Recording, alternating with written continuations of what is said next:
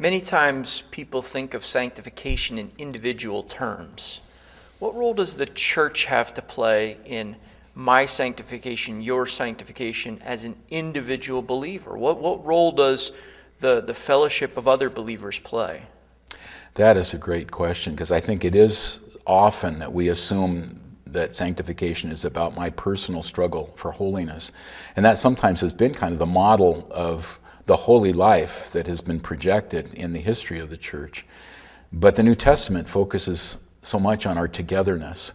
I'm struck with what Paul says in Ephesians 4:13, that the gifts that Christ gives, he's just mentioned the word gifts of apostles and prophets through whom the word was given once for all, and then evangelists, pastors, and teachers who continue to preach and teach and apply the word to us. Those are given to us until we all reach unity in the faith and the knowledge of the Son of God, to the maturity that's measured by Christ. We all, not each of us individually, but together this body is growing. And Paul then unpacks that when he talks about the church as the body of Christ, where each member is a means, in a certain sense, by which other members receive grace from Christ through service. We need both to serve, because that teaches us Christ-like humility and a way to respond in gratitude to God's grace. And we also need to be served.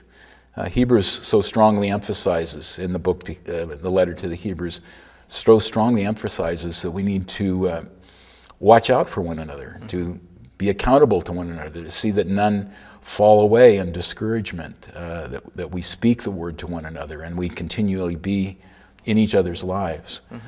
Certainly central to that, as Hebrews says in chapter 10, is our gathering together, and I think that is reference to our corporate worship time, where we really fed the word, both in the preaching and the visible word of the sacraments.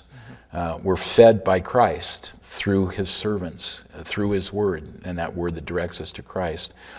But there's so many other kinds of ways in which brother to brother, sister to sister, we can be encouraging one another. It's really important to see that we're growing together in godliness. So you would say absolutely vital for Christians to be involved in local congregations. Essential, Absolutely vital. absolutely vital. Yeah. I can't grow to maturity as a solo member, disconnected from the body. It's part of our growing together. That means that we need to be connected, definitely.